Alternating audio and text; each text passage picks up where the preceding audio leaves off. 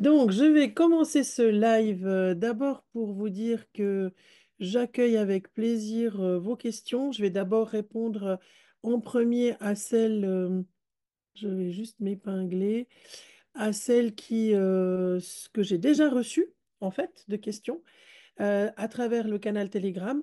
Et puis ensuite, volontiers, je réponds aux vôtres.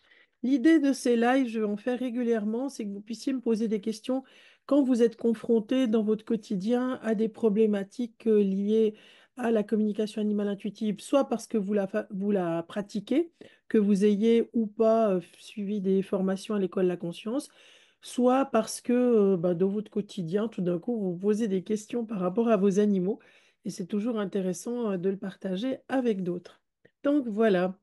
Alors, je démarre par la première question qui était celle de Sienna et qui me dit, bonjour Fabienne, est-ce que tu peux me dire s'il y a une différence entre les missions de vie pour les chats ou la mission de vie ou les missions de vie pour les chiens? Est-ce qu'ils ont, s'ils ont le même propriétaire humain, est-ce qu'ils ont en fait des missions différentes qui pourraient entrer en concurrence l'une de l'autre? Alors, je vais peut-être répondre, Sienna, et merci pour ta question. Je ne sais pas si tu es là aujourd'hui. Je vais répondre en deux temps. La première chose, c'est que la mission de vie des animaux, c'est comme notre mission de vie à nous. Ce n'est pas forcément quelque chose qui doit être lié au faire, à l'action.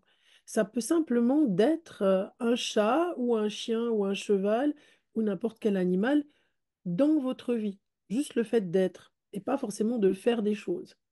Et puis, si j'ai plein d'animaux dans ma vie d'espèces différentes, même de la même espèce, ben, c'est sûr qu'ils ont chacun leur mission de vie qui leur est propre, mais il n'y a pas de raison qu'elles rentrent en concurrence, puisque le hasard n'existant pas, je crois que ça vous êtes convaincus aujourd'hui, les animaux ne tombent pas par hasard chez vous, jamais. Et quoi que vous vous en pensiez, même quand certains animaux vous donnent par leur comportement du fil à retordre, ben, en fait, ils sont pas là par hasard parce que généralement, je ne sais pas si vous l'avez remarqué, mais c'est avec ces animaux-là qu'on apprend le plus sur nous et qu'on évolue en fait énormément. Et on souvent les remercie pour ça. Et c'est d'ailleurs souvent aussi ces animaux-là auxquels on est le plus attaché parce qu'on a dû investir énormément de temps et d'énergie et de courage parfois. Donc voilà pour la question de Sienna. Je ne sais pas si Sienna, tu es là, tu peux ouvrir ton micro. Euh, si ça répond à ta question, je vais voir ce que tu dis dans le chat. Alors, ah oui, il y a Caroline qui dit les chiens ont des maîtres, les chats ont du personnel, c'est vrai. Mais ça ne change pas pour la mission de vie. Bon, je pense que Sienna n'est pas là. Je passe à la question suivante, celle de Caroline. Alors, je ne pense pas que c'est la même Caroline qui parlait des chats et des chiens, qui dit, je fais de la communication animale avec mon petit félin de 15 ans à raison d'une fois par mois depuis le mois de décembre dernier. Je ne fais de com qu'avec lui, donc elle n'a pas d'une pratique professionnelle. Et elle dit, à chaque occasion, il me parle de s'élever ensemble, d'anges, de conscience universelle, de plus haut. Alors que moi, je ne suis pas naturellement versée de ce côté-là, il semble vouloir m'y entraîner, m'y emmener. Est-ce que ces aspects viennent de manière récurrente dans les conversations avec nos animaux ou cela appartient plus particulièrement à mon petit compagnon? Alors, est-ce que Caroline, tu es là? La Caroline qui m'a posé la question. Tu es... Oui, je suis là. Ah, ben voilà. OK. J'écoute. Ça, c'est bien, bon, on va pouvoir être en interaction. Alors, j'ai envie de dire que les animaux, quand ils viennent dans notre vie et que par hasard, je remets le par hasard, on découvre qu'il y a la possibilité de communiquer intuitivement avec eux, eh ben, c'est pas par hasard qu'ils sont là pour nous aider à nous éveiller, à éveiller notre conscience.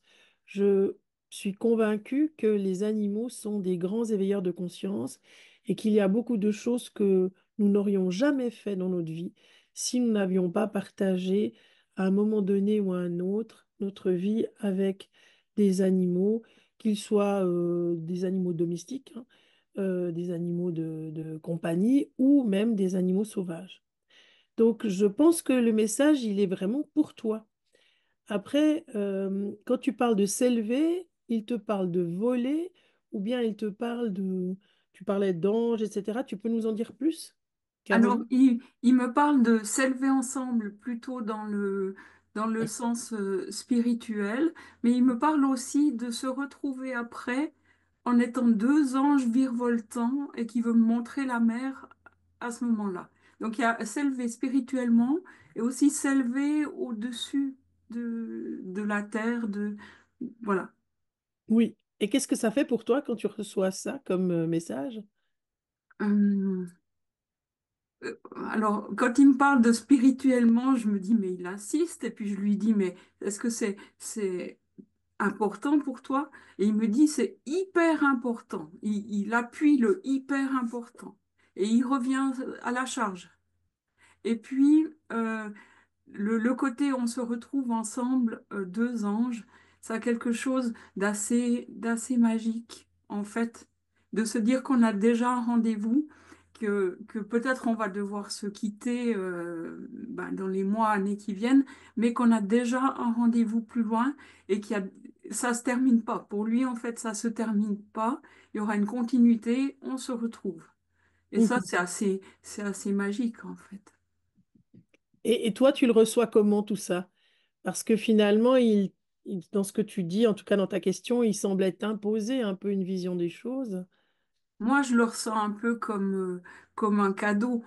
Quand on se dit en fait que son petit compagnon, il a finalement tellement d'attention par rapport à ce qui va se passer, à ce qui se passe, à, à m'élever aussi en même temps que lui, euh, pour moi, c'est magique, ça. Ça va au-delà de tout ce que je pouvais imaginer. Des fois, les gens ils disent, ah oui, mais je comprends mon chat parce que je sais quand il miaule, il veut manger, puis il veut que je le caresse sous le ventre.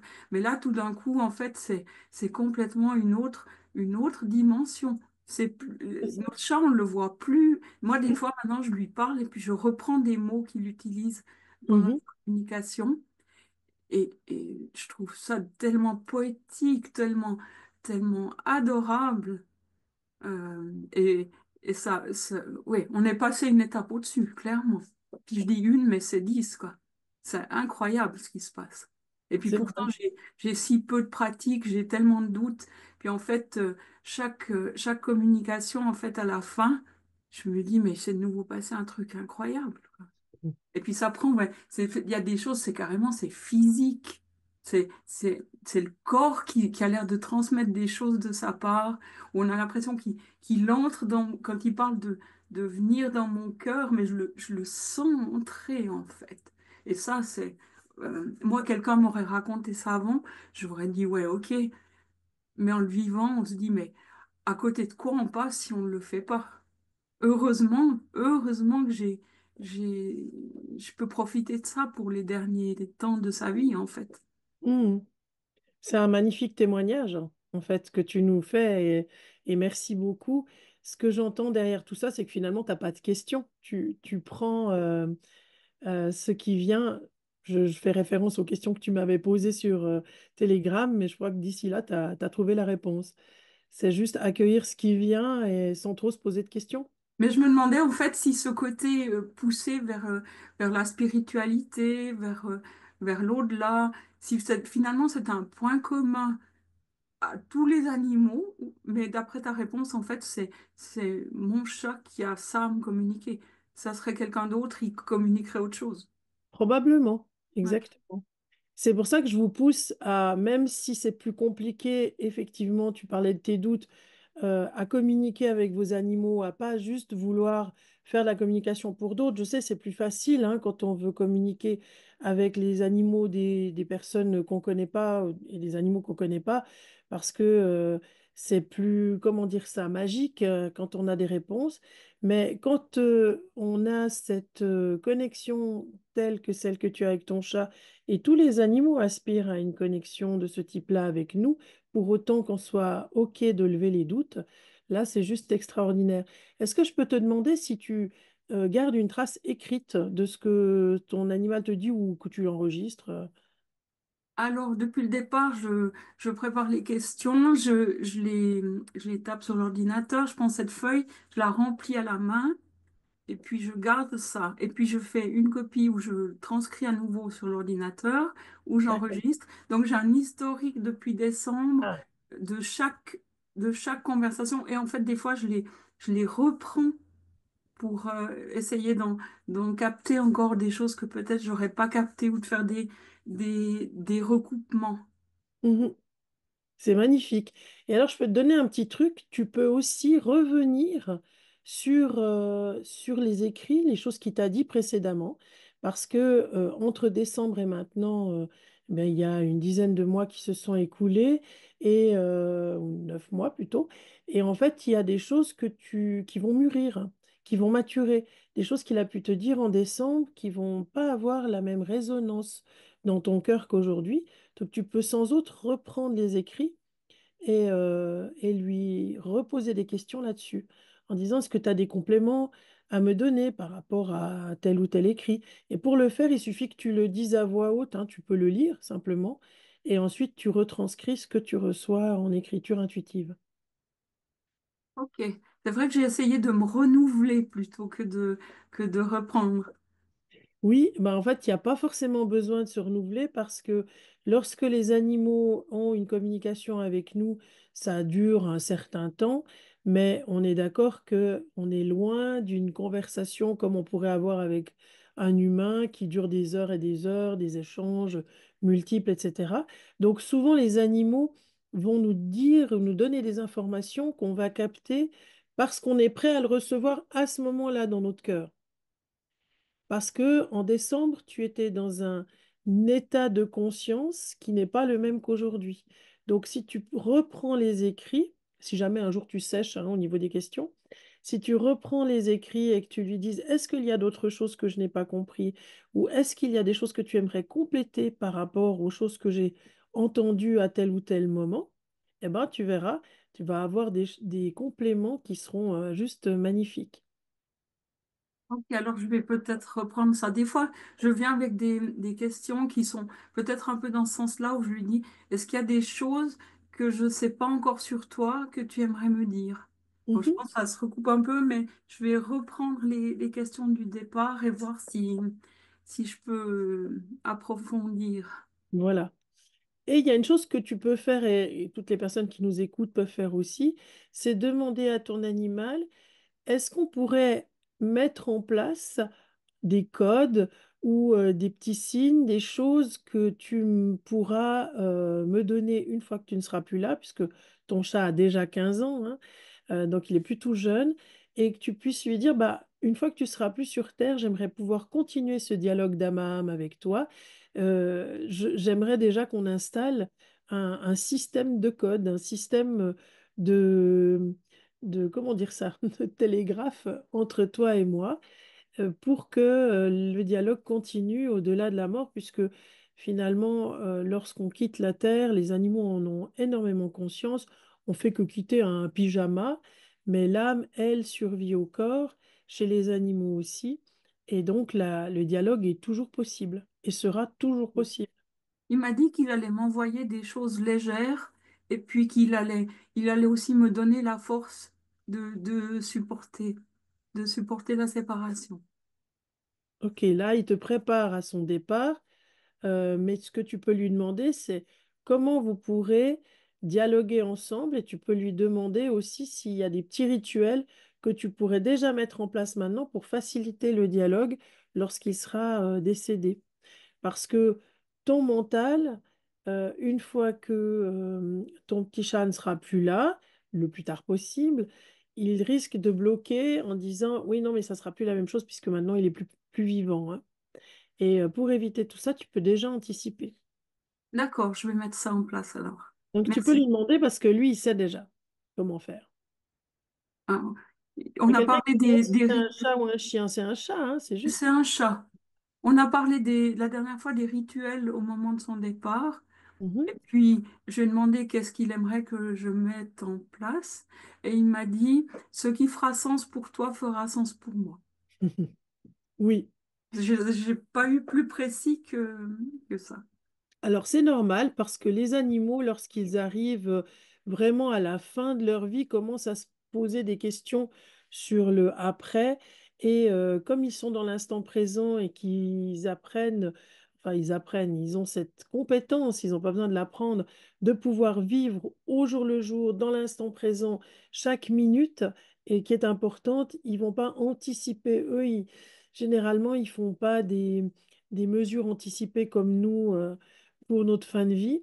Les animaux, ils vont y réfléchir quelques jours avant la fin de leur vie, si par exemple ils décèdent d'une maladie ou de vieillesse et qu'ils sentent que petit à petit ils s'éteignent. Donc c'est un peu normal qu'il n'ait pas de rituel clair à te proposer maintenant. Ok, merci beaucoup. Merci à toi et merci beaucoup pour ce témoignage qui est très précieux pour tout le monde, j'en suis certaine. Merci. Alors, je veux juste lire ce que Françoise dit. J'ai choisi un chat d'1 an dans un refuge, je l'ai recueilli, voici trois. Ah oui, qui me pose déjà une question. Donc, c'était pas par rapport à Caroline. Il y a plein de gens qui te remercient, Caroline. Tu verras dans le chat. En tout cas, voilà. Je vais répondre à vos questions après. Je finis avec les personnes qui m'avaient déjà envoyé des questions. Alors, bah, ça enchaîne un petit peu dans les choses qu'on a déjà abordées. Ça, c'est une question, je ne connais pas le nom de la personne qui m'a été posée sur la chaîne YouTube de l'École de la conscience et qui me dit, on nous dit que les animaux sont une âme groupe. Auquel cas, comment fonctionnerait la réincarnation s'il n'y a pas une âme individuelle pour chaque animal? Donc à cela, j'avais posé la question à cette personne de d'où elle tenait que tous les animaux avaient une âme groupe et donc il n'y avait pas une âme individuelle. Et elle m'avait répondu sur YouTube. C'était suite à une diffusion, vous trouvez sur la chaîne YouTube de l'École de la Conscience. Il y a toute une série d'émissions qui sont consacrées à la mort et à l'animal. Et donc c'était au sujet du podcast sur la réincarnation. Et là, en fait, ben, pour moi, il faut un petit peu modérer les choses. Les animaux qui ont effectivement une âme groupe sont certaines espèces animales qui, effectivement, ne sont pas individualisées. Par exemple, chez les fourmis, vous n'avez pas la fourmi 6658 qui s'appellerait Julie et qui vous dit si vous connectez avec elle, je suis la fourmi 6758 et je m'appelle Julie. Par contre, vous pourrez avoir cette relation-là avec la reine des fourmis.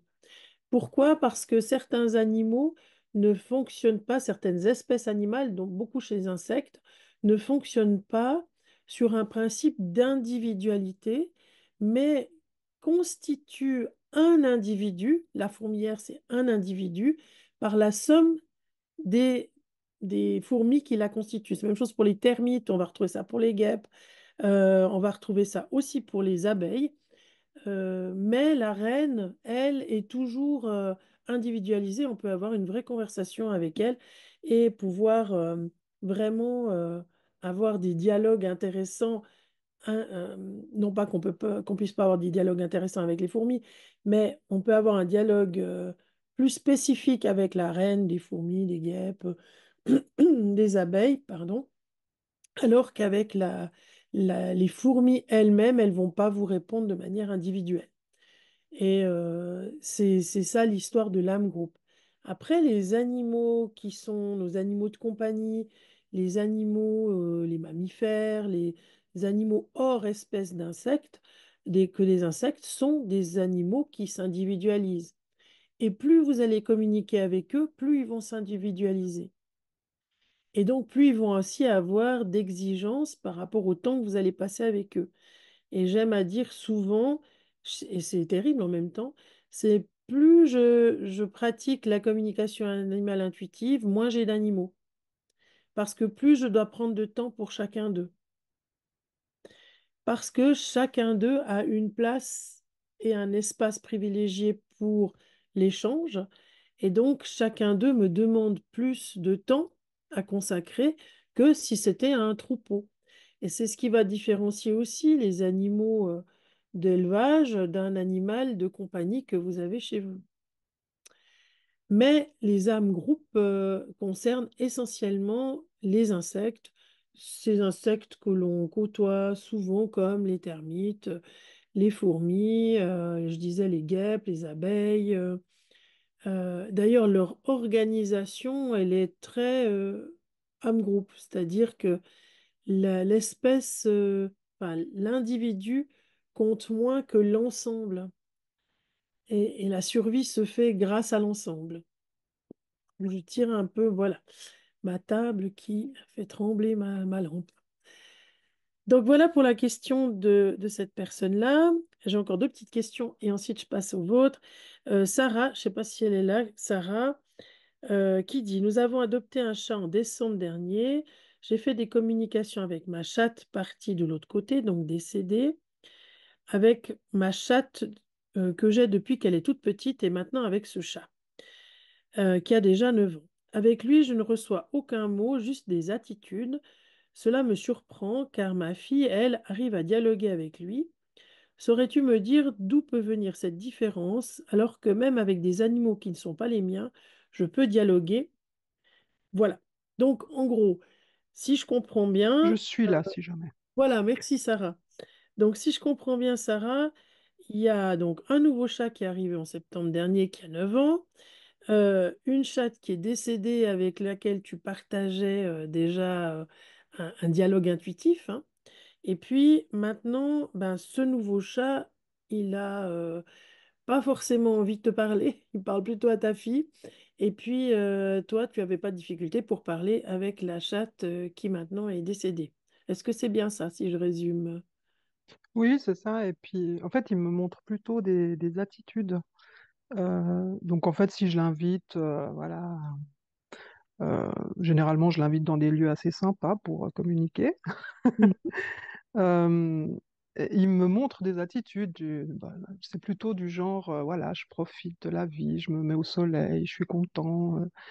Mais il n'y a pas vraiment de dialogue, en fait, qui se fait.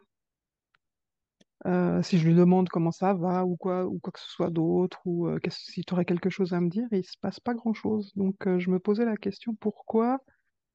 Pourquoi? Voilà. Alors, qu'est-ce qui est différent? C'est-à-dire, comment est-ce que toi, tu utilises, comment tu entres en communication avec lui? On va dire ça comme ça. Bon, comme avec les autres, en fait. Comme tu C'est-à-dire faisais que, ta comme... chatte, peut-être par écrit, tu Non, non, bah, en méditation, voilà, tu ouais, je parles médite avec eux, comment d'abord, c'est?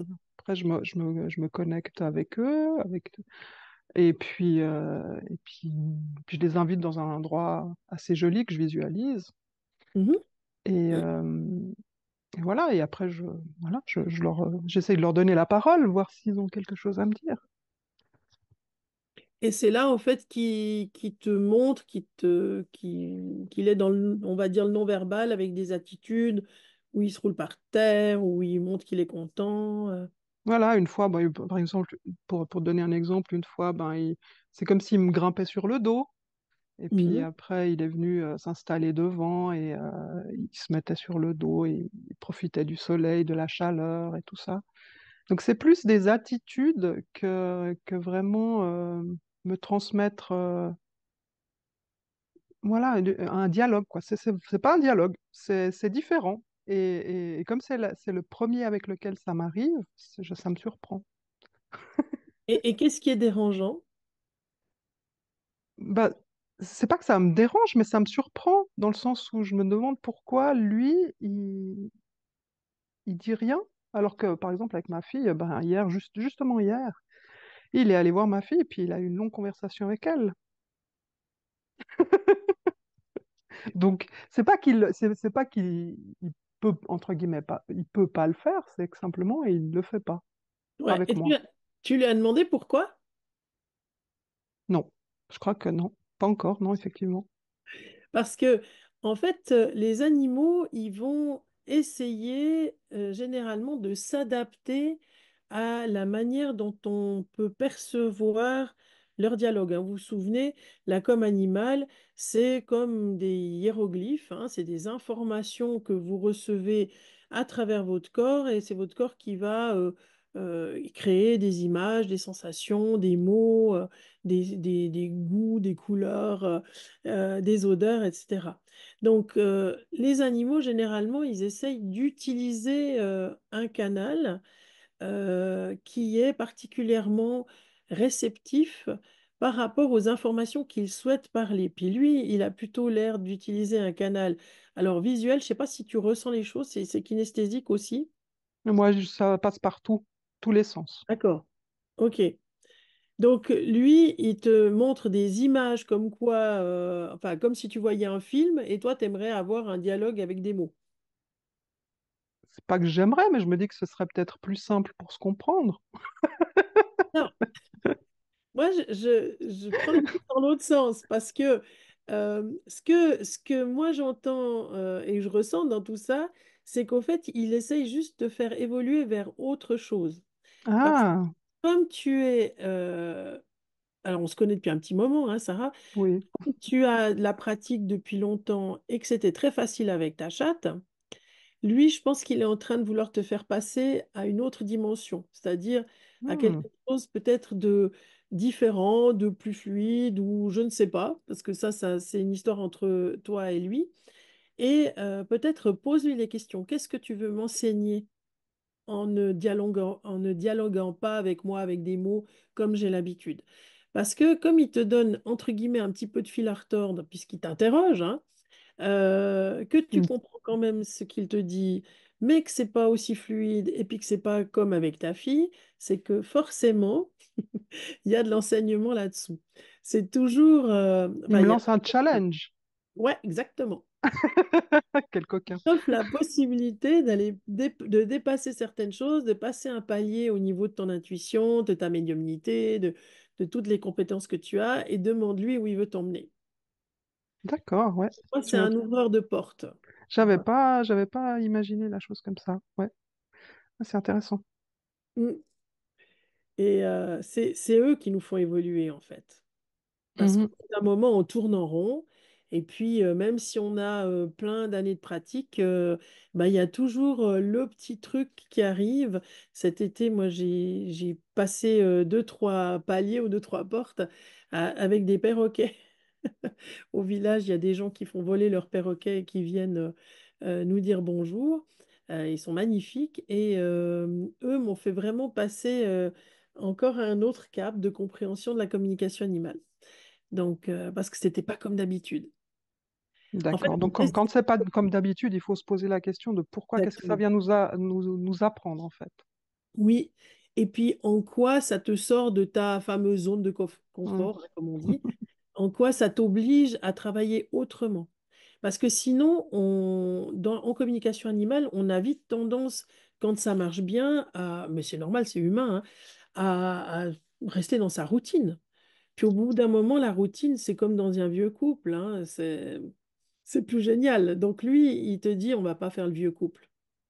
On va, on va trouver des trucs dynamiques pour dynamiser notre relation. Ah, excellent. Bon, c'est bien. Ça répond à ta question.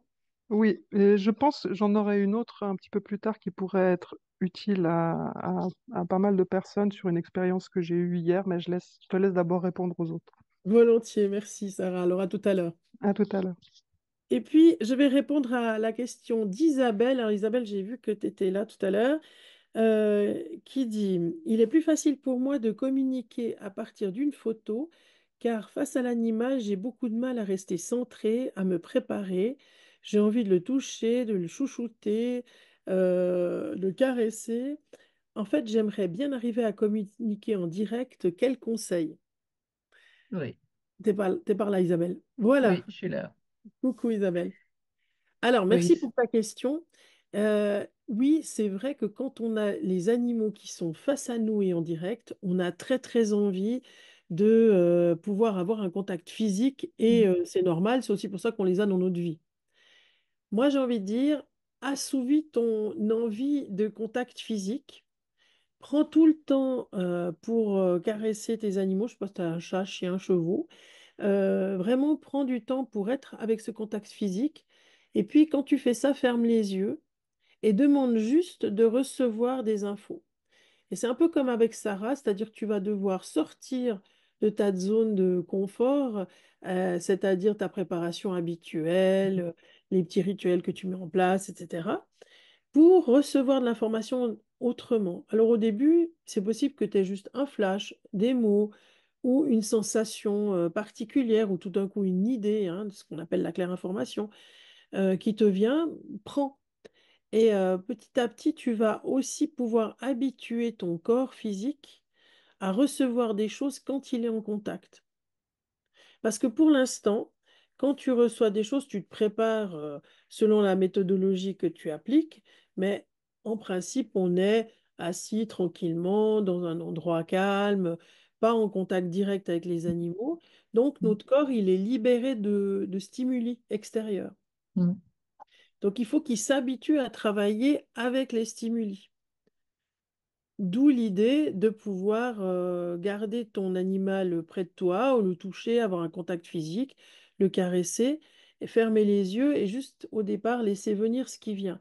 Et petit à petit, ton corps va faire la différence entre, enfin, ne va plus faire, pardon, la différence entre les moments où tu es dans un dialogue intuitif préparé, on va dire, hein, quand tu vas dans Mm. un endroit où tu les accueilles, et quand tu es en contact direct avec eux. Après, il y a des personnes qui n'aiment pas forcément le contact physique direct avec l'animal parce que ça les dérange trop, il y a trop de stimuli. Mais Mm. ça, il faut d'abord s'exercer et voir si ça nous convient ou pas. Oui, oui, oui, oui, oui, d'accord. Donc en fait, c'est de m'habituer à sortir de cette zone de confort que j'ai, voilà, d'être plus en fréquence comme ça, Oui, et de les toucher, de voir qu'est-ce que ça fait, de m'habituer mon corps à voir est-ce qu'il y a quelque chose qui se passe quand je suis dans... Parce que en fait, c'est comme un voile, quoi. S'ils sont là, c'est comme un voile. Je suis sur eux et puis c'est tout, quoi. ok. Mais du coup, est-ce qu'il y aurait toujours dans cette même question, par exemple par rapport à un animal sauvage que je vois, par exemple un oiseau que je peux voir dans un parc, avec qui j'aimerais bien communiquer en direct aussi, mais là, il n'y a pas le stimuli, mais juste le visuel au loin. Est-ce que là, comme je ne pourrais pas le toucher, est-ce qu'il y a un autre conseil, toujours sur cette même question, sans les stimuli du corps, quoi? Oui. Alors, quand tu es face à un animal sauvage, eux n'aiment pas être touchés, hein. Si Oui, tu peux oui, accéder au toucher d'un animal sauvage, c'est que il est malade ou pas bien et ça va le stresser d'autant plus. Donc, on va éviter ce genre de toucher. Mais ce que je t'invite à faire, c'est à t'asseoir et puis à prendre le temps, je ne sais pas si tu es dans un parc public, par exemple, hein, ou mm, en forêt, et à prendre le temps de te concentrer et demander à l'animal s'il est d'accord que tu crées un lien, une connexion avec lui. Parce oui, que quand tu vas toucher ton animal, tu l'as fait, cette connexion de cœur à cœur oui, oui, avec lui. Avec un mm, animal sauvage, on va être encore plus respectueux de son intimité parce que les animaux sauvages, ils n'ont pas forcément pour mission d'être à nos côtés en tant qu'humains. mm, Ils ont une mission plus grande au niveau de la terre, de la gestion et de l'harmonisation de la terre. Donc, tu vas leur demander et là, il va falloir que tu t'arrêtes pour recevoir l'info. oui, ok. Donc, Puis ça après, je sera vois ce qui se passe, quoi. Ouais. voilà, exactement. Et puis au début, ne soyez pas trop exigeante ou exigeant avec vous, en voulant toujours plus. Et je vous rappelle que si vous apprenez le chinois aujourd'hui, vous n'allez pas demain matin en Chine et vous parlerez pas de manière, enfin comme le français, de manière fluide, parce qu'il vous faudra un certain temps. Chaque fois que en communication animale, vous apprenez des nouvelles choses, c'est pas que vous apprenez tout depuis zéro, mais vous devez reconstruire une autre forme de compréhension du comment ça marche Mm, avec vous. Et puis ça, c'est spécifique à chacun d'entre vous. mm, mm. Ok. Merci beaucoup. Merci. Merci pour ta question. Donc, j'ai terminé. Merci pour les questions qui étaient sur Telegram. Je vais reprendre vos questions ici. Alors, il va falloir que je mette mes lunettes parce que le truc est tout petit. Alors, j'ai choisi un chat d'un an dans un refuge. Ça, c'est Françoise. Je l'ai recueilli voici Oui. 3 ans. Il était dit dans sa fiche qu'il avait besoin d'un jardin. Je l'ai donc choisi en fonction aussi de ce besoin de jardin. Depuis 3 ans, il ne cesse de partir chez des voisins, toujours à d'autres adresses. Encore ce matin, j'ai dû aller le chercher assez loin de mon domicile. Qu'est-ce que cela signifie? Il ne se plaît pas chez moi, il a peur d'autres chats dans son territoire. Je n'ai jamais eu un chat comme cela. Je l'ai ramené chez moi ce matin. Il est reparti immédiatement par les jardins. Nous l'avons appelé Sultan, un beau tigréo sur pattes à l'allure princière. Il tiendrait en partie de l'Abyssin. Alors, où est Françoise? Je suis là. Voilà, Il y en bonjour a de la Françoise. vidéo. Bonjour, bonjour Fabienne. On Bonjour. s'était vu à Paris il y a déjà un petit bout de temps pour un week-end de communication intuitive. Voilà. Oui, Alors, alors Françoise, je ne me rappelle pas si tu avais eu l'occasion de t'exercer ou pas depuis le cours qui date à Paris. Mais je pense que ça serait vraiment intéressant que toi, tu lui demandes ce qui se passe. mhm. Quelle raison, en fait, il aime bien aller plutôt chez les voisins que de rester chez toi et que tu aies l'occasion aussi de pouvoir te positionner par rapport à ça, c'est-à-dire lui dire que peut-être ça te chagrine ou que ça t'inquiète ou je ne sais pas hein, quelles sont les émotions que tu portes, mais ça serait bien de pouvoir le faire. Est-ce que tu as essayé déjà de le faire et Euh, dire oui, ben, pas plus tard que ce matin, donc je recherchais ces personnes qui croient toujours qu'il est abandonné, hein, parce qu'il suit les gens dans la rue. Hein.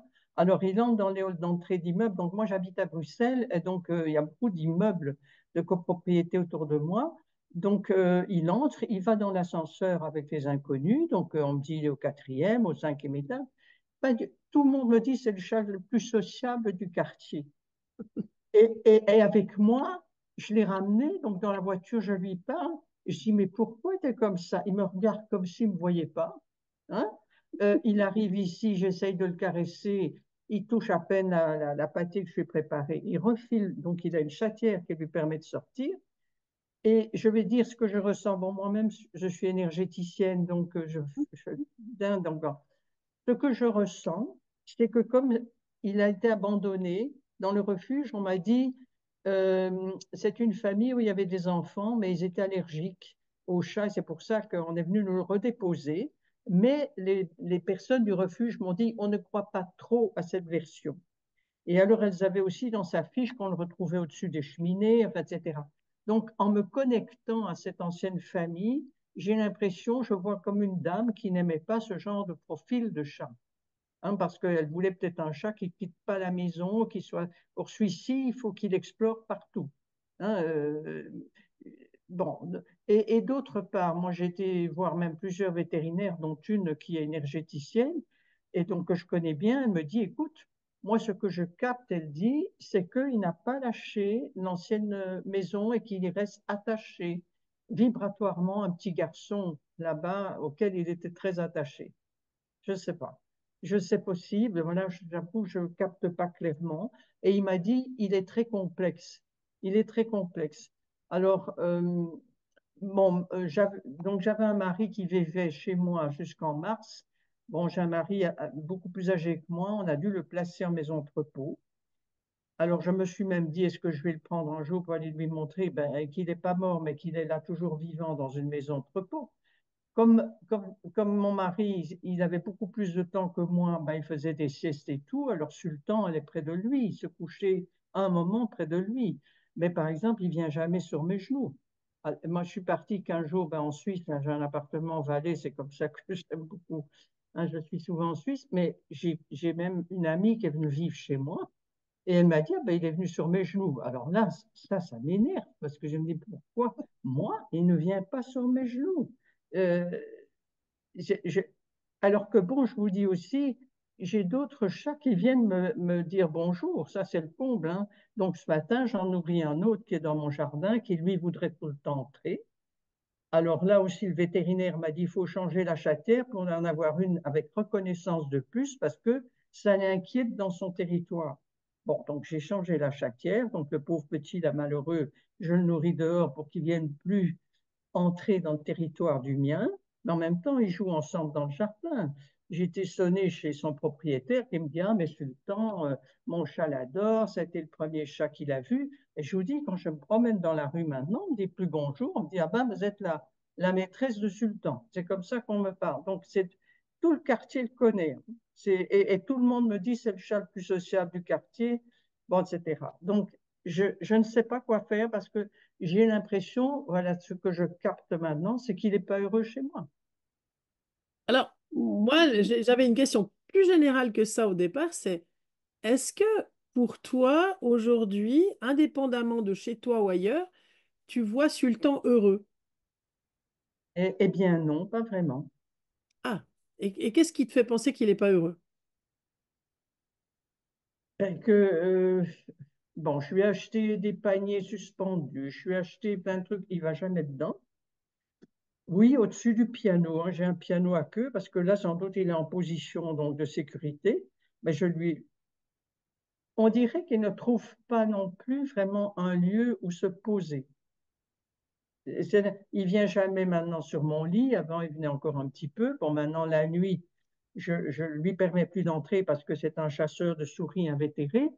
Et qu'un jour, ma fille est venue, avec qui il a un meilleur contact qu'avec moi. On avait été ensemble choisir un refuge. Bon, ma fille vient parfois me dire bonjour, hein, et un jour, il lui a fait un terrible cadeau, c'est-à-dire qu'elle était à table et il vient se frotter dans son cou. En fait, il lui a amené une souris qui a glissé dans son t-shirt. Le- Bon, Et ben enfin, voilà. donc, elle est sortie en vitesse au jardin, elle a enlevé le t-shirt de la souris, puis se repartir. Et donc là, il avait l'air content. C'est un chat qui donne aussi cette impression, il va faire un petit mauvais coup là, il va un peu taquiner. Bon, il ne miaule jamais non plus, jamais. Donc c'est très difficile hein, d'entrer en contact en même temps quand il a faim. Là, il vient se frotter contre moi, ou alors moi je travaille pas mal avec l'ordinateur, il vient se coucher parfois près de mon ordinateur. Mais c'est souvent aussi parce qu'il a faim, hein. Il y a donc, c'est pas vraiment moumour avec moi. Alors j'ai eu des chats qui m'adoraient. J'ai eu avant un chat de quartier qui, lui, venait se réfugier chez moi.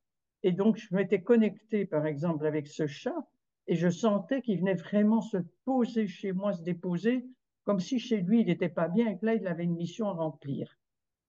Et ce qui m'a amusé, c'est qu'un jour, j'ai rencontré la propriétaire et qui me dit, mais votre chat, il est tout le temps mon chat est tout le temps chez vous, ça me plaît pas. Et je dis, écoutez, moi, j'ai jamais chassé les chats non plus, je les aime bien. Et elle m'a dit, moi, j'aime pas les chats, mais ma fille est en dépression, j'ai pris un chat. Et c'est exactement ce que j'avais ressenti de ce chat-là. Donc, je vous dis ça parce que je pense pouvoir dire que je communique quand même énergétiquement souvent avec mes chats que j'ai eus. Mais celui-ci, c'est une énigme. Je comprends, mais c'est pas par hasard. Alors, euh, Oui. comme on va pas pouvoir faire consacrer ce temps, ce live à répondre à la question, parce qu'idéalement, ce qui serait bien, c'est qu'on puisse se voir avec Sultan et toi, Françoise, et puis qu'on Mm. puisse avoir une communication à trois avec Oui. lui. Mais je reprends ce que j'ai dit aux personnes précédentes par rapport aux choses qui nous déstabilisent. Lorsque un animal nous déstabilise, et c'est pour ça que je te parlais de la question de savoir s'il était heureux, et Mm. j'étais un peu étonnée quand tu me dis non, mais en même temps pas étonnée par rapport aux explications que tu donnes. Parce qu'un chat, un vrai chat heureux, du type de sultan, c'est un chat, surtout que c'est un chat, on t'avait dit qu'il aimait sortir, mais un Mm. chat, c'est un animal indépendant Mm. euh, qui chasse, qui peut aller là où bon lui semble, qui rentre, qui a une gamelle qui est voilà, toujours pleine, ce qu'il retrouve Mm. chez toi. Et c'est pas marqué dans son contrat avec nous qui doit nous accorder tant d'heures de câlins par jour. Ça, c'est ce que nous avons décider, lorsque nous allons chercher un chat ou un animal, c'est que ça va être un animal qui va nous apporter notre quota de tendresse. Mais c'est comme les humains, il y a des humains qui sont des êtres très tendres et qui ont beaucoup, très tactiles, hein, qui ont besoin d'exprimer leur tendresse, et d'autres vont exprimer leur amitié ou leur amour sans forcément être collés à nous ou nous faire des câlins. Donc moi, ce que j'entends, c'est qu'effectivement, ils cochent pas toutes les cases du chat idéal ou des chats que tu as eu jusque-là, mais pour moi, c'est un chat qui a probablement une sacrée mission de vie et en Oui. tout cas, en tant qu'âme, voilà, sa mission de vie est vraiment Mais ça, euh, c'est ce que je ressens aussi, tu vois, assez parce que, phénoménal, mais pour moi, il n'y oui. a rien d'anormal. La problématique, elle se situe plus Et moi, je t'invite peut-être à voir les choses sous un autre angle, c'est de dire, et si je voyais Sultan aujourd'hui, non pas comme un chat qui pose problème, mais comme un chat qui a une attitude, une vision de la vie, des besoins qui sont pas ceux auxquels j'ai l'habitude, hein, par Mhm. rapport au chat que j'ai eu, mais qui m'apporte un autre éclairage sur les... Parce qu'on n'en sait rien, hein, des missions de nos animaux, ils ne nous écrivent pas pour nous expliquer, mais de la grandeur d'âme des animaux, il va partager, lui, dire bonjour partout. Je ne Mhm. pense pas que sa problématique, elle soit liée au fait d'avoir été abandonné. Je pense que c'est plutôt sa chance, c'est d'être tombé chez toi, c'est-à-dire quelqu'un qui lui offre cette liberté-là. Et la Oui, pire, ça, c'est vrai. c'est vrai que tu Oui. l'enfermes. Donc, Ça me rassure terriblement ces propos-là, parce que c'est vrai que on a toujours l'idée, mais je n'ai peut-être pas fait ce qu'il faut, on culpabilise.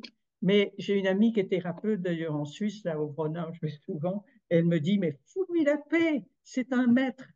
Et il va ça, chez les gens quand ils sont pas bien. Et c'est c'est ça. vrai que je pourrais écrire un livre de tous les messages que j'ai reçus des gens, puisque je lui ai mis son cylindre là avec son nom, parce que sinon la police me le ramène. Hein. Alors, et il y en a qui m'écrivent, oh madame, vous pouvez pas savoir comme vous m'avez fait du bien, j'étais déprimée ce matin, et sur le temps de passer 1 heure chez moi, je me sens mieux, par exemple. Et puis Tu il repart. héberges, tu héberges un chat thérapeute, tu héberges Oui. un animal guérisseur, et peut-être ton rôle à toi, c'est de relever justement, de tenir un espèce de livre d'or de tout ce que les gens te disent, de ce qu'ils Mhm. vivent à son contact, et ce sera un merveilleux livre de témoignages de sa vie à lui sur Terre. Ah oui. Et notre mission, elle n'est pas toujours là où on pense avec nos animaux. Et quand ils nous donnent du fil à retordre, en fait, ils nous invitent à changer de point de vue sur eux. Je vais Mhm. laisser la parole, si tu es d'accord, Françoise, à d'autres personnes encore, sinon Oui. je vais faire des tas de frustrés. Merci Le beaucoup. temps passe vite. Est-ce que ça répond quand même Oui, partiellement? oui, grand, grand merci parce que ça, voilà, ça me déculpabilise et au fond, c'est vrai que quand j'étais le chercher, j'avais dit aux personnes du refuge, je voudrais un philosophe, un sage, un indépendant. Et Et elles alors? m'ont emmené tout de suite chez lui en disant, alors c'est lui, c'est celui-là qu'il faut. Maintenant, ça me revient. Donc, tout est juste. Oui, merci beaucoup, hein, merci beaucoup. Merci, Françoise. Merci. Merci. Alors, je vais juste reprendre les questions. Il y a Rémi qui me demande, des animaux préparent-ils une future incarnation comme humain, donc en tant qu'humain, comme évolution, avez-vous des témoignages, expériences?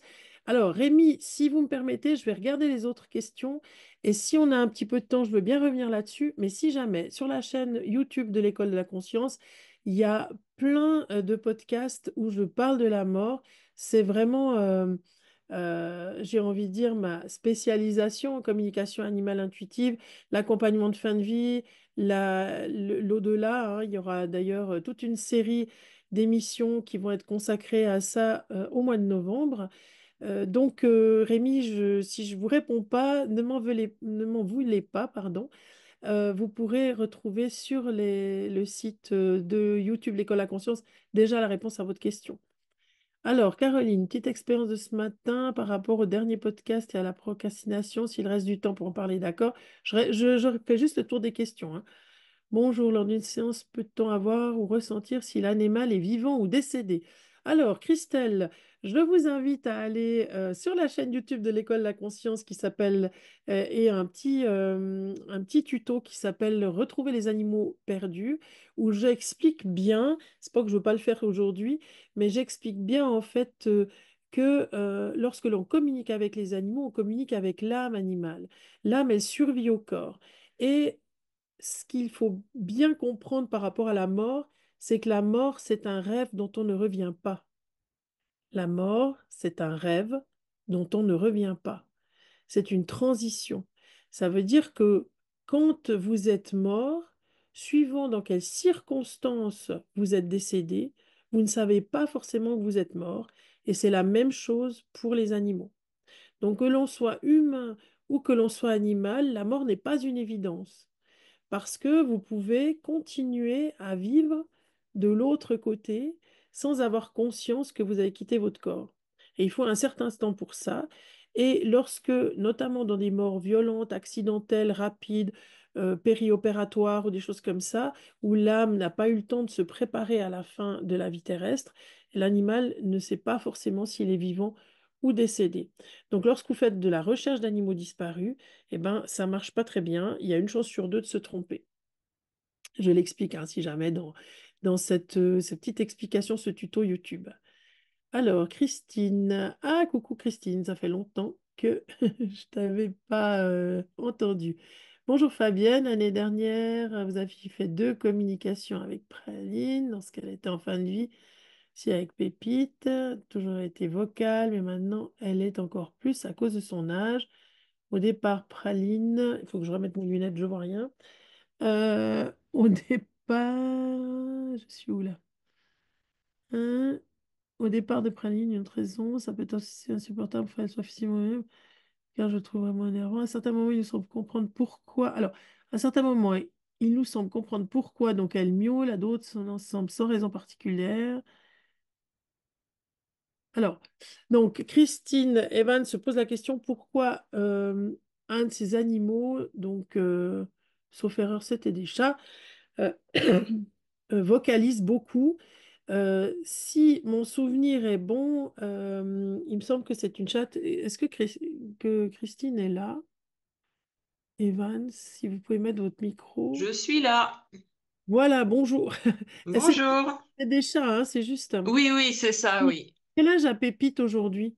Pépite, elle a 16 ans et demi. Voilà. Quand on a un chat qui a tendance à miauler beaucoup, la première chose qu'il faut faire, c'est aller voir votre vétérinaire et évaluer son statut arthrosique.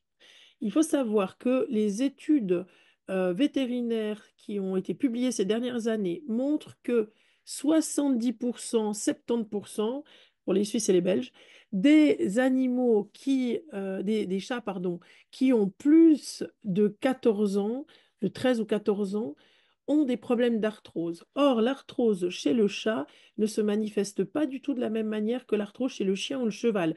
Il n'y a pas de boiterie. Lorsqu'un chat boite, c'est qu'il a souvent un autre problème. Mais lorsqu'il a de l'arthrose, comme il a un système ligamentaire et un système musculaire qui est très différent des chats ou des chiens pardon, ou des chevaux, la problématique, c'est qu'on ne va pas voir ça. On va voir un chat qui va commencer à avoir des difficultés et de l'arthrose quand il va, par exemple, emprunter des intermédiaires. Avant, il arrivait à sauter directement depuis par terre sur la table de la salle à manger. Et maintenant, il prend une chaise, hein, il a un intermédiaire, d'abord la chaise et ensuite la table. Ça, c'est tous des signes, en fait, des petits signes. Et les miaulements en sont aussi, les miaulements en fin de journée, les miaulements pendant la nuit des signes que l'animal a mal et qu'en fait il essaye, parce que c'est l'intelligence du chat, il essaye de vous faire comprendre que son état est douloureux. Le meilleur moyen d'objectiver tout ça, c'est de proposer, d'expliquer déjà ce qui se passe au vétérinaire, de lui demander s'il est d'accord de faire un traitement. Il existe des injections d'épeau qui durent 3 à 10 jours pour voir si ça calme les miaulements. Si ça calme les miaulements, c'est assez radical d'ailleurs, puisque c'est des anti-inflammatoires que le chat reçoit, c'est qu'on est sur un problème d'arthrose et qu'il va falloir traiter l'arthrose. Pour ça, il existe aujourd'hui différents produits que votre vétérinaire va vous proposer. Il y a aussi des nouveaux produits qui sont sortis, qui sont issus du génie génétique et qui sont ce qu'on appelle les anticorps monoclonaux.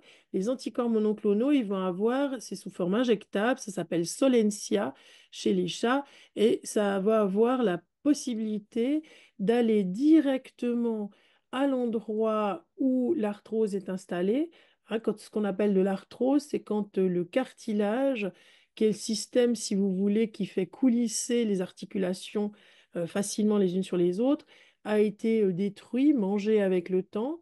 Et ce qui est douloureux, c'est quand les articulations frottent directement l'une contre l'autre. Et ça s'enflamme et ça crée des crises d'arthrite et de l'arthrose, qui est donc la maladie chronique dégénérative. Et on peut, grâce au Solensia, disons, atténuer les douleurs, pouvoir travailler sur les points spécifiquement douloureux sans passer par des antidouleurs de type Metacam, par exemple, si vous connaissez, qui sont souvent, qu'on ne peut pas donner à long terme parce qu'ils ne sont pas très bien tolérés au niveau de l'estomac. Mais ça, c'est le vétérinaire qui va décider si on peut travailler avec d'autres substances. On a la chondroïtine, le MSM, la glucosamide. Il y a différentes substances qui sont des enzymes, hein, on est dans des substances naturelles. Mais pour ça, il faut qu'un diagnostic clair d'arthrose soit posé. Donc, Alors, elle en a de l'arthrose, ça, on le sait. Et d'ailleurs, de temps en temps, elle boite et on voit qu'elle est raide. alors, Mais elle a bon, elle beaucoup a de... un traitement depuis au moins un an maintenant, de l'homéopathie et des gouttes. Alors, peut-être que ça Ça suffit suffit pas. plus. Non, ça suffit plus. Et elle est simplement en train de réclamer qu'elle a mal. Donc, ce que je propose, Christine, avant qu'on fasse une communication avec votre chat, c'est que vraiment vous retourniez chez votre vétérinaire, vous expliquiez ce qui se passe. Il faut des fois, avant de traiter l'arthrose, il faut un temps où on va traiter l'inflammation pour éteindre l'incendie. Puis après, on va faire un traitement de fond. Donc, n'hésitez pas à demander. Et si elle boite, c'est que vraiment, elle a beaucoup d'arthrose. Parce que c'est très rare qu'on voit une ouche boiter. C'est quand l'arthrose est déjà bien avancée. Donc effectivement, l'homéopathie ne suffit plus. D'accord. C'est un Ok. peu comme nous, hein, c'est une maladie qui est au fait dégénérative, l'arthrose, et qui va évoluer. Et en fonction de l'évolution, il va falloir réadapter la médication. C'est vrai qu'on se demandait parce que bon, le fait qu'elle miaule de plus en plus, ça a quand même aussi coïncidé un peu avec le départ de Praline. Et du coup, on se disait, bah, est-ce qu'il y a aussi un lien avec ça? Parce que elle donne vraiment l'impression d'avoir pris un sacré coup de vieux depuis que Praline est partie, alors qu'elles s'entendaient même pas très bien toutes les deux. Oui, alors c'est pas forcément une relation de cause à effet, mais le fait aussi que l'animal, quand il y a deux animaux dans une même famille et qui s'entendent pas forcément, ben ça veut dire qu'ils se surveillent l'un l'autre, donc ils vont aussi peut-être avoir plus d'activité. Et l'arthrose, c'est une maladie qu'on soigne aussi, ou disons qu'on tempère avec le mouvement. Alors il est aussi possible que le fait qu'elle soit maintenant seule chatte à la maison fait que bah, elle fait moins de mouvements, elle a moins besoin d'être à l'affût, de surveiller où se trouve Praline. Et du coup, en faisant moins de mouvements, ben, le processus dégénératif augmente. D'accord. Donc, il y a probablement disons, comment on appelle ça, plusieurs choses qui concordent et qui se sont mises au même moment, mais qui font penser qu'on est sur une problématique d'arthrose qu'il faut reprendre en fait, D'accord. Bon, bah, je vais voir avec ça. Et puis après, selon l'évolution, ben, on refera une communication, dans volontiers. quelques temps alors. D'accord, Alors, bah merci volontiers. Mais beaucoup. d'abord, il faut voir ça. Merci, D'accord, merci. merci Christine. Alors, Romy qui me dit bonsoir. Alors, quelle chance vous avez? J'ai du mal à faire des communications avec les miens. Je doute tellement. Comment faites-vous? Alors ça, c'était pour Caroline, hein. Comment faire la différence entre mon mental, mes propres projections ou ses idées à lui? J'ai une autre question. Mes échanges sont faussés. Les gardiens ne reconnaissent pas leur animal à la lecture des comptes rendus. J'ai de plus en plus de mal à en faire. Quels seraient vos conseils? Alors, Romy, donc Romy est encore là. Si vous pouvez mettre votre micro. Comment je fais? Ah, Voilà. bonjour, bonsoir. Bonjour Romy. Ah, Coucou. c'est le soir chez vous. Chez nous, Oui, c'est c'est la ça. journée. Ah, mais c'est minuit du coup.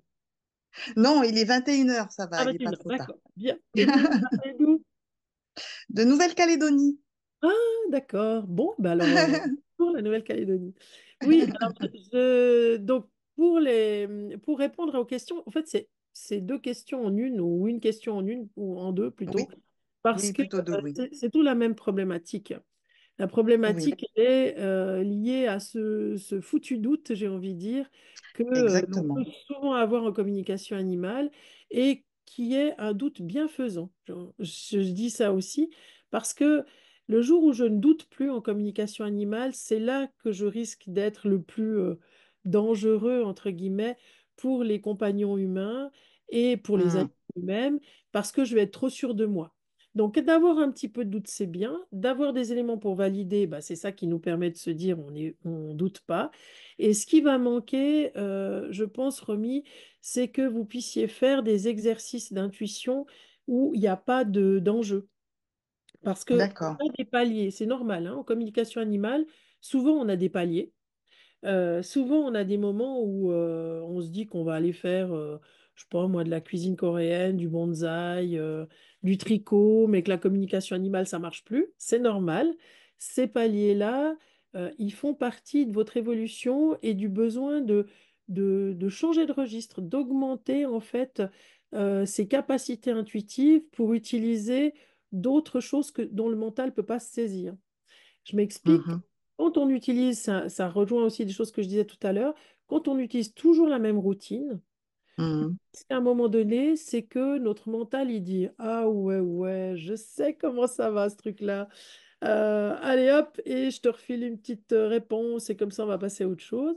Et quand on est dans ces situations-là, ben, il peut arriver que un des feedbacks hein, qui va nous faire penser qu'on est là-dedans, c'est que les gens reconnaissent pas leur animal en disant, écoutez, Mhm. pas avec lequel vous étiez. Et ça veut C'est dire qu'il ça. faut changer d'outil. C'est pour ça que dans les formations, l'école de la conscience, j'offre toujours beaucoup, beaucoup d'outils et je dis à mes élèves, ne les rangez pas au fond de vos armoires, utilisez-les, en tout cas en cours, parce qu'à un moment donné, vous aurez des paliers et il faudra changer d'outil. Donc là, moi, je peux que Mhm. vous encourager à faire des exercices d'intuition pure, Intuition. ce sont des D'accord. exercices où vous avez aucun problème, comment dire ça, d'enjeu, d'attente. C'est l'instant pub, mais j'ai écrit un bouquin qui s'appelle Se relier au vivant par l'intuition, c'est que des exercices. Alors par contre, ne Ok. lisez pas à l'arrière parce que les réponses sont derrière. Parce que souvent on feuillette un bouquin puis on regarde la fin. Ne Ouais, je regardez vois. pas la fin. Mais j'ai exprès créé ce livre-là pour que vous puissiez vous exercer en dehors des Ok. formations et que vous ayez la possibilité de tester et puis d'avoir les réponses. Et là, il n'y a pas d'enjeu, il n'y a pas d'attente. Hmm. Sinon, le risque, Romy, c'est qu'à un moment donné, vous allez laisser tomber. Vous Oui, allez c'est dire, ça. ah non, non, et puis C'est ça ce que va. j'ai, oui.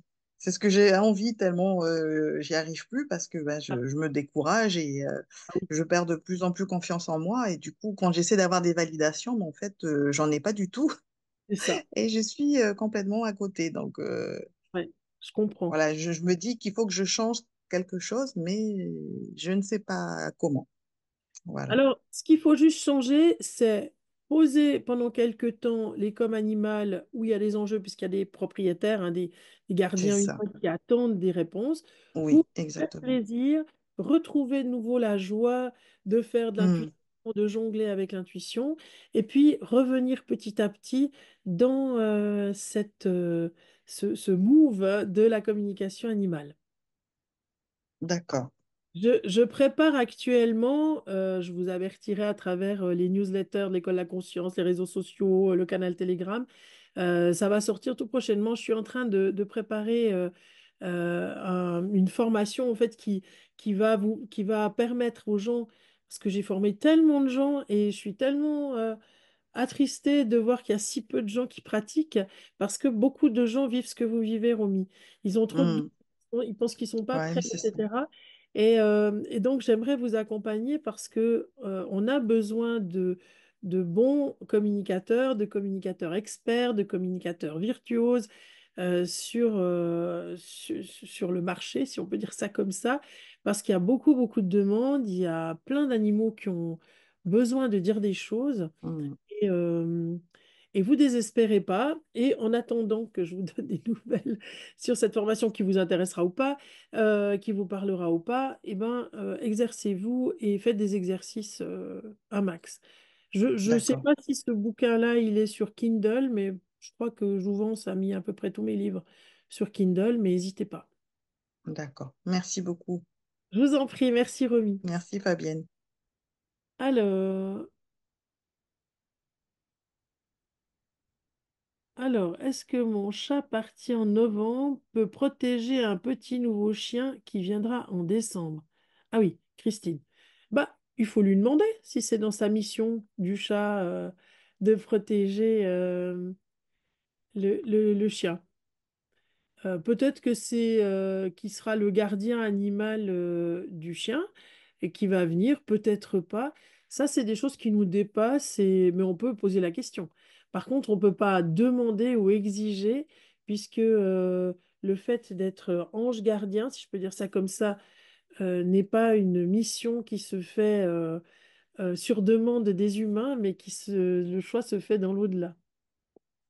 Il y avait Lisa qui avait levé la main. Oui, dis-moi Lisa, salut. Salut, est-ce que je peux poser une question comme ça en Oui, bien direct? sûr. Oui, oui. Juste, est-ce que ce sera mis en ligne? Parce que j'aimerais pas que la propriétaire reconnaisse sa situation. Alors oui, ce que j'ai dit, c'est que ça sera tout mis en ligne, ouais. Hmm. Ouais. Bon, j'essaie Donc, de faut que, généraliser alors. faut que tu anonymises, euh, Ouais, ou alors sinon, j'ai fait des propositions, tu sais, aux personnes que j'ai formées de faire une supervision. Tu as reçu un petit mot là-dessus? tout à fait. Mais ça avait Voilà. l'air d'être mis en ligne aussi, hein? Oui, mais à ce moment-là, tu peux préparer pour anonymiser. Ok, très bien. Évidemment. Alors, je garde cette question-là, j'en avais une autre. Oui. De manière générale, j'ai remarqué que les communications que j'ai faites avec des chats hmm, qui partageaient plusieurs appartements, qui allaient à droite, à gauche, Comme le un chat peu. de Françoise, voilà. Ouais, bah, généralement, elles se sont toutes pas très bien passées. Alors, j'imagine que d'une part, c'est parce que le propriétaire peut peut-être pas valider tous les éléments, puisque certaines choses de l'environnement, c'est peut-être d'autres appartements. Mais de manière générale, j'ai la sensation que la connexion entre moi et l'animal se faisait moins bien. Est-ce que c'est quelque chose que tu as déjà observé? Alors, pour ma part, non, parce que j'ai eu la chance de rencontrer tout au début de ma pratique un chat extraordinaire qui était un chat voyageur, qui allait à l'université, non mais vraiment donc, hein, qui allait écouter des concerts, qui raccompagnait des gens, il prenait le tram, il raccompagnait des gens, des personnes âgées qui faisaient leurs courses jusque devant chez elles. Et ce chat a été un excellent professeur pendant plusieurs années, il est décédé maintenant. Et j'ai pas eu ce souci-là de connexion. Je pense que probablement que ces animaux-là, ces chats qui ont un côté très nomade, sont, c'est une hypothèse hein, que je fais, ont une âme de nomade pour tout. C'est-à-dire, ils n'ont pas forcément envie de se faire accrocher par un communicateur qui va leur poser des questions du genre est-ce que tu aimes bien ce que tu manges? Est-ce que tout va bien dans ta maison? Alors qu'ils ont peut-être besoin de parler d'autre chose. Et si tu peux, si le contact avec les propriétaires se sont bien passés de ces chats-là, demande si tu peux reparler à ces chats, si tu as l'autorisation, pour leur demander ce qu'ils ont envie de raconter. C'est ce que je ferais par exemple avec le chat de Françoise. Si Françoise me sollicite pour une consultation, c'est clair qu'avec Sultan, je vais pas tellement lui demander si son dodo lui convient, s'il faut changer sa litière et puis s'il préfère le pâté thon que le pâté crevette, parce qu'on est dans une autre dimension. Lui, je vais plutôt lui ouvrir la possibilité de me raconter ce qu'il a envie de me raconter sur lui, sa vie, sa philosophie. Donc, si ça te parle et si tu peux le faire, ça pourra être très constructif pour toi et très formateur. Ouais, merci beaucoup, ouais, ça répond. Je t'en prie. Merci. Alors, il est midi 9, donc si parmi vous des gens qui veulent aller vaquer à leurs occupations dominicales, je ne me vexe pas du tout, je vous renverrai le replay. J'ouvre volontiers les prolongations, mais pas au-delà de midi et demi, parce qu'après c'est moi qui ai des obligations. Il y avait, sauf erreur, je vais remonter le fil. Euh, alors, oui, Sarah qui voulait, Caroline aussi. Et puis, ah voilà, il y avait Corinne qui disait, bonjour, je fais de la communication avec mon petit chien sans problème, mais lorsque nous ne sommes pas en communication, elle a horreur que quelqu'un la regarde dans les yeux. Je me demandais pourquoi. Elle est tellement adorable. Est-ce que Corinne est encore là? Oui, bonjour, j'ai activé mon micro. Oui, merci Corinne. Est-ce que vous avez demandé, puisque vous, c'est super hein, que vous parliez avec votre petit chien, ça c'est génial et il doit s'en réjouir autant que moi. Est-ce que vous lui avez demandé à votre chien pour quelle raison il n'aimait pas être regardé dans les yeux par... Alors, bah, j'y ai demandé, mais j'ai pas trop ma réponse. J'ai plusieurs petites réponses. Ce qui m'étonne, c'est que la première réponse, c'est comme si que les humains, certains humains ne l'intéressent pas, mais elle se laisse quand même caresser par ces humains-là. Puis d'un seul coup, elle part, elle les regarde dans les yeux et puis elle grogne. Mhm. C'est ça Oui, que j'arrive pas à comprendre d'elle. Et c'est un petit chien. Alors j'ai deux personnes, hein. J'ai un personne qui est arrivé à la maison qui avait des gros soucis et je me suis aperçue pourquoi après, parce que c'est grâce à elle que je me suis mise dans la communication. Donc j'ai fait des formations avec Ophélie Plat et tout. Donc cette petite chienne là, on va dire, elle a fait son travail. Ensuite, j'ai donc la deuxième petite chienne qui se laisse pas regarder dans les yeux, mais quand elle était chaude, puis alors nous, ils dorment dans notre lit, hein, quand elle était chaude, des fois, elle regardait. Alors, quand moi, je commençais à communiquer avec, on va dire, mes grands-parents et mes guides, des fois, le soir, elle était couchée dans le lit, elle regardait le mur et elle grognait. Et je me suis dit: «Waouh, c'est qu'elle ressent ce que moi je ressens aussi, actuellement». Et quand je suis avec mes guides ou mes grands-parents, elle regarde le bas de mon lit ou si elle regarde les murs ou les environs, elle grogne. Donc je me dis qu'elle les voit. Mais, ce que j'arrive pas à comprendre, pourquoi les humains? Et ça, elle me répond pas. ok. Alors, peut-être juste une chose, merci hein, Corinne. Quand un chien, là pour moi, on est sur une problématique comportementale et pas de communication animale. D'accord. C'est-à-dire que le chien, quand il grogne, c'est sa manière à lui de montrer qu'il est inconfortable, qu'il y a quelque chose qui n'est pas OK pour lui, qui le dérange. C'est dans les différents signes que l'animal peut donner. On a ce qu'on appelle différents signes d'apaisement. Le grognement, c'est un des derniers signes d'apaisement. Mais clairement, votre chienne, c'est une chienne hein, ou Oui, un c'est ça, c'est une voilà. petite chienne. Votre chienne est inconfortable. Maintenant, elle est de même avec les gens. Les chiens, au fait, considèrent que quand on les regarde dans les yeux, c'est comme un affrontement, comme une attaque. Et en fait, le chien et votre chienne a certainement fait des signes d'apaisement aux gens qui la fixaient. C'est-à-dire, le premier signe d'apaisement, c'est le chien qui va faire ça, très discrètement avec la langue. Puis ensuite, il va tourner la tête. Hein, et il a certainement indiqué, votre chienne a certainement indiqué qu'elle n'était pas confortable. Donc, la manière dont on entre dans la bulle des animaux, et en plus, c'est une petite chienne, hein, Oui, une personne, les petits chiens, bah, nous, on est immenses hein, pour eux. Et le fait qu'on rentre dans leur bulle, qu'on soit intrusif, ils vont nous montrer des signes qui sont des signes d'inconfort et nous faire différents gestes, ce qu'on appelle justement les signes d'apaisement. Si jamais vous pouvez chercher signes d'apaisement, il y a deux, trois vidéos très bien sur Internet. Hein. d'accord. Et elle, certainement, elle le montre, je ne suis pas confortable. Et quand on est face à ça, bah, il faut retirer le chien et dire à la personne, enfin, retirer le chien, dire à la C'est ce personne, que je fais. ah, Je dis voilà, non, laissez-la ne la tranquille. regardez pas. Elle veut pas plus. Donc C'est ça ça, veut. mais c'est comme nous, c'est-à-dire qu'il y a des gens, quand, je ne sais pas si vous vous souvenez, quand vous étiez petit, on nous disait, on nous apprenait, peut-être aujourd'hui ça a changé, mais on nous disait, dis bonjour à la dame, dis bonjour au monsieur. Oui, oui, Il y oui, avait des oui. gens, on n'avait juste pas envie de les saluer. Mais Ouais. c'est pas qu'ils nous avaient fait quelque chose, c'était comme ça. Et au fait, les animaux, ils ont aussi le droit d'avoir leur tête.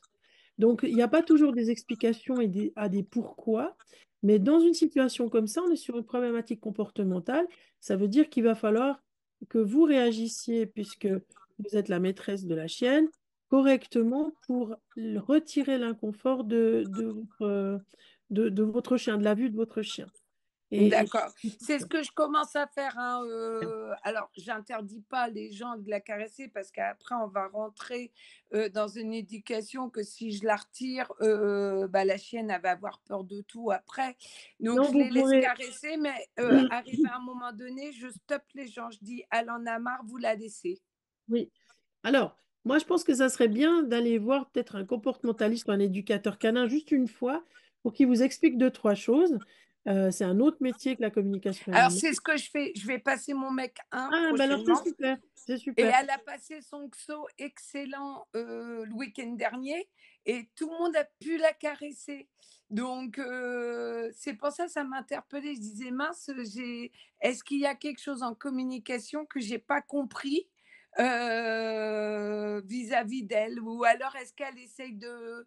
Parce que j'ai remarqué que mes chiens ont beaucoup mon caractère. Donc je me dis, est-ce qu'il y a quelque chose que je dois travailler sur moi qu'elle veut m'alerter? Ok, alors ça, je ne sais pas, je ne vais pas pouvoir répondre comme ça parce que Non, bah non, c'est c'est une communication sûr. avec le chien. Mais une chose est sûre, c'est que elle vous a montré son seuil de tolérance et posez-vous la question par rapport aux gens qui veulent absolument la caresser, de quel droit finalement ou quel droit on a, nous les humains, de vouloir absolument toucher les animaux. Mm, mm. Les animaux comme les humains qui n'aiment pas être pris dans les bras, qui n'aiment pas être caressés. Et notre travail à nous tous, qui sommes gardiens et compagnons humains d'animaux, c'est de respecter finalement les besoins des uns et des autres. Ouais, ouais, ouais, Les ouais. animaux qui adorent être câlinés, il y en a qui n'aiment pas du tout. Ça ne veut pas dire pour autant qu'ils ne nous aiment pas. Ouais, ouais, ouais. Ok. Et ce qui est marrant, c'est que c'est une petite chienne quand il y a des enfants dans un fauteuil roulant ou autre. C'était une petite chienne qui était dédiée pour être chien visiteur. Elle va vers eux, elle met ses deux pattes sur le fauteuil roulant et elle se laisse caresser très longtemps. Bah, elle les demande, les caresses. Ouais.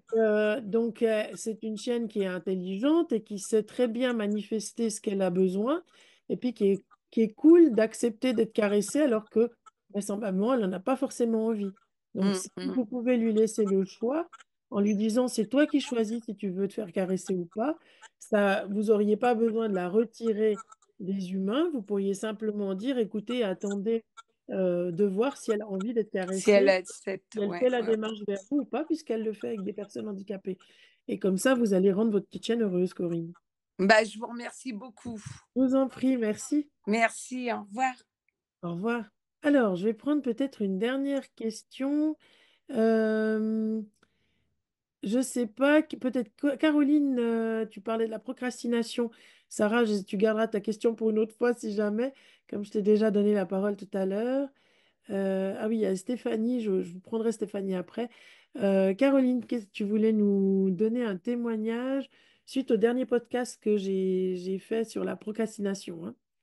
Les podcasts que vous trouvez aussi soit sur Ocha, Spotify, Apple, je fais plein de podcasts que vous pouvez écouter, ou alors sur la chaîne YouTube L'École à Conscience. Donc, Caroline, si tu es encore là, je te laisse la Oui, je parole. suis là. Voilà. Alors, bonjour Fabienne, bonjour à tous. Juste un petit truc, tu parlais de la procrastination cette semaine et j'ai répondu à un petit commentaire qu'effectivement, je suis assez reine là-dedans. Moi, j'aime bien trouver des excuses pour pas travailler la communication animale. Puis aujourd'hui, c'est mes animaux qui m'ont un petit peu dit, maintenant, ça suffit, tu te poses et tu fais autre chose. Ce matin, le soleil m'a réveillée, c'était 7h15. Donc j'ai dit, bon, allez, je vais prendre le thé avec les lapins, parce qu'en général, ou le samedi ou le dimanche, je vais un moment dans la cage des lapins, ou je passe le petit déjeuner avec les chats. C'est qu'on prend vraiment notre moment à nous. Et puis en repartant de la cage des lapins, peut-être un quart d'heure, 20 minutes après, j'avais vu tout le monde, j'avais dit bonjour, j'avais amené un peu des carottes, qu'ils soient contents quand même, hein. Parce qu'ils viennent quand même aussi pour ça, hein. Ils viennent pas juste pour me faire un coucou, ils aiment bien que je sois là, mais ils aiment bien avoir un petit truc aussi. Et puis en repartant, je vois Xénac, dont on a déjà parlé, sur la voiture. Miaou, miaou, miaou. J'étais là, je crois que j'ai compris ce qu'elle veut. C'est non, on va en forêt. Ouais. Alors donc, j'ai été chercher les clés de voiture, j'ai pris le sac. On s'est habillé en conséquence. Enfin, moi, je me suis habillée en conséquence et puis on est parti en forêt parce que ça faisait un petit moment que j'y promettais qu'on retournait en forêt. Ça faisait quelques semaines qu'on ne l'avait plus fait. Et donc, on est retourné en forêt 1 heure et demie ce matin ensemble. Je mettrai certainement 2, 3 photos sur Telegram, sur le petit truc pour partager à ceux qui n'étaient pas là aujourd'hui. Et puis donc, bah voilà, c'est aussi le truc de dire, bah, les animaux, à un moment donné, ils savent qu'on a 15 000 choses à faire à la maison, mais que si on ne prend pas le temps un jour de se poser pour faire des choses qui sont essentielles pour nous, on ne les fait jamais. Donc c'est bien parce qu'aujourd'hui, c'est mes animaux qui m'ont dit, maintenant tu te poses, tu fais autre chose, le reste, tu peux le faire dans la semaine, tu peux le faire un soir, tu peux faire autrement. Donc maintenant, tu t'occupes de nous. Et j'ai trouvé ça génial et je voulais le partager, quoi. Eh ben, merci, Caroline. Plaisir. Je perds ma voix. Pardon. Merci, Caroline, et merci aussi eh ben, à ton chat et à tes lapins. Merci. Merci. Stéphanie, on terminera avec Stéphanie. Oui, alors bonjour à tous. Moi j'avais, bon, j'ai fait, c'était en mai-juin. Je suis désolée, je suis très timide, j'aime pas trop parler, j'aime mieux écouter que parler. Donc je me suis pas beaucoup entraînée parce que j'ai pas confiance en moi, je me sens pas légitime du tout. Et pour moi, enfin, les animaux sont tellement importants que si je me trompe, ce serait trop grave.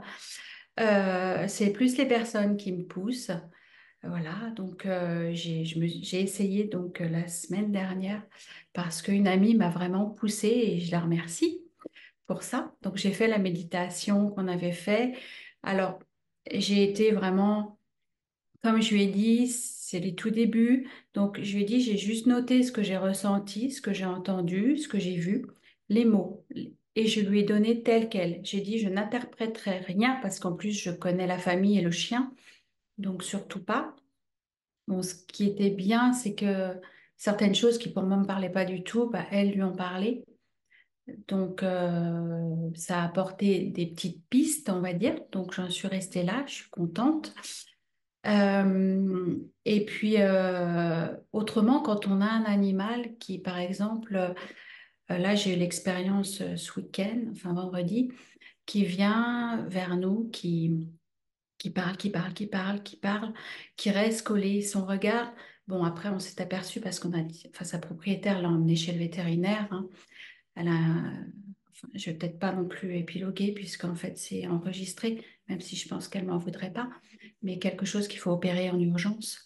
Mais comment faire, par exemple, là, elle venait, bon, on le ressentait toutes, je pense, parce qu'on a tout notre cœur qui dit ça va pas, on le sait.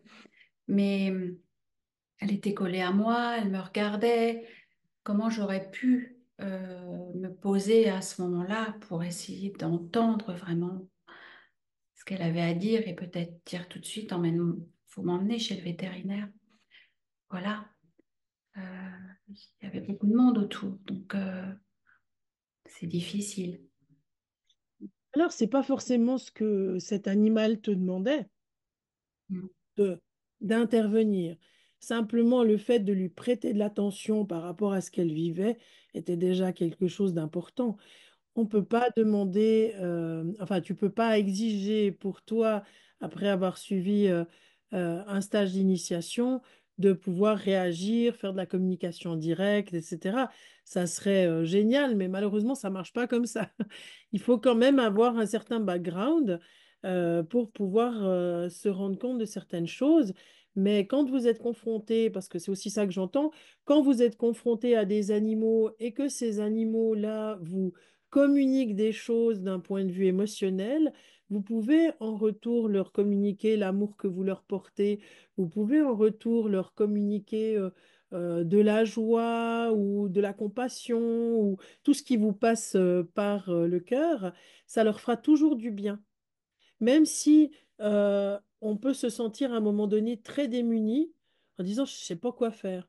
En fait, des fois, il n'y a rien à faire, il y a juste à être compatissant à leur côté et ça leur fait énormément de bien.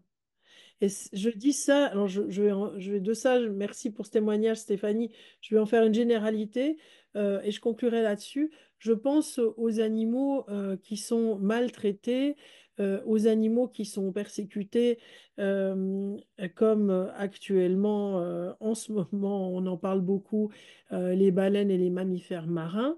En règle générale, à notre dimension, à nous, on peut clairement rien faire. Par contre, ce que vous pouvez être, c'est être en compassion et envoyer de l'amour et envoyer moi j'envoie des rayons de soleil, des papillons, des cœurs, enfin tout ce qui me passe par le cœur, parce que j'ai envie de le témoigner ma compassion pour cette souffrance devant laquelle je me sens complètement impuissante et vous aussi, mais qui fait du bien à l'âme qui la reçoit parce que l'âme se nourrit de notre compassion, l'âme se nourrit de l'amour qu'elle peut recevoir, même quand elle est dans une très grande souffrance physique.